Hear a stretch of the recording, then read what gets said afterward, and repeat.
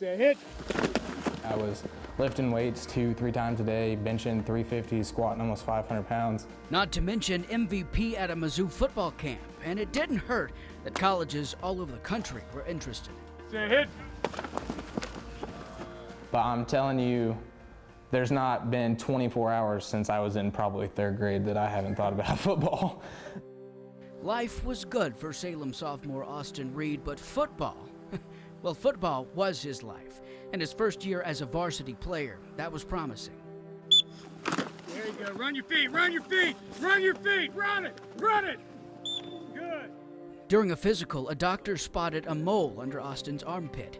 He told the coaches that it would bleed a lot when it was scratched. The staff sent Austin in to have it removed before week 1 for Salem football would kick off. That was June 25th of last year. 3 days later, on Austin's 15th birthday, his father got a call from the doctor.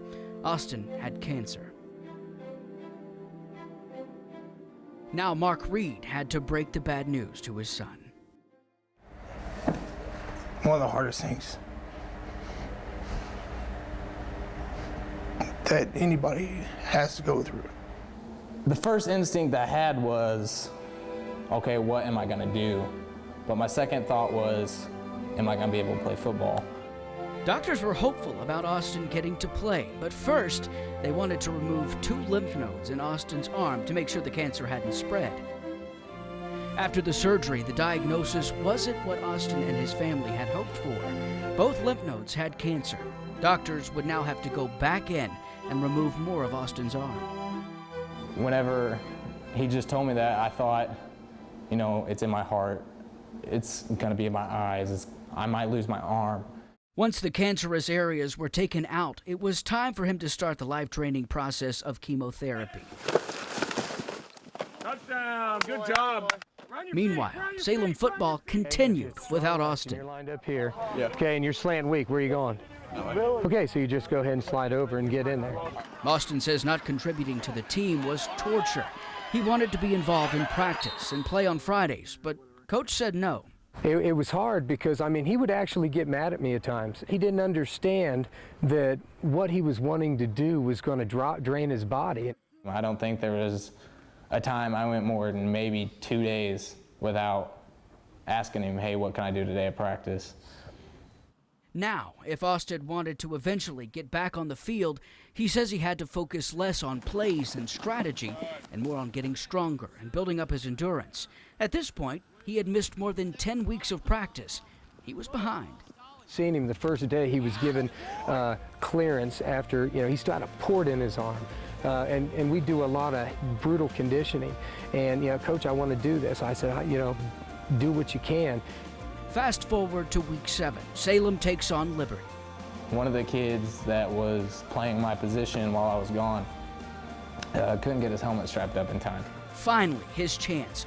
Austin got 2 plays in before Coach pulled him back out. Coach didn't think I was ready, and I was mad. I wanted to be in the game. I thought I was ready.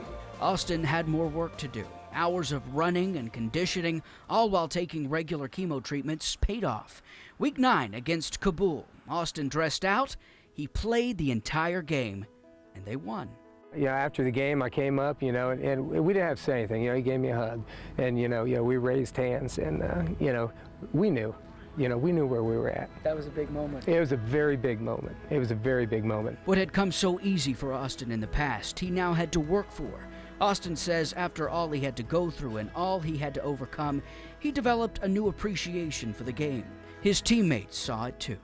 And we just all know what he went through and how much of a leader he is. And each day when we do one-on-one stuff or lineman stuff or conditioning, he's always going 100%, so it makes me want to go 100% too. These kids go 100 miles an hour because they understand that it can be here today and gone tomorrow. And he's the story of here today, gone tomorrow. Whenever you slack off, that's whenever things get taken from you. And I'm telling you, I don't want football ever taken from me again. No doubt it's that passion for football that kept Austin going, because a life without football, Austin says, wouldn't have been a life at all. There was that was his driving ability. Well, he knows what it means, and he fought the battle, and you know, football is what kept him going.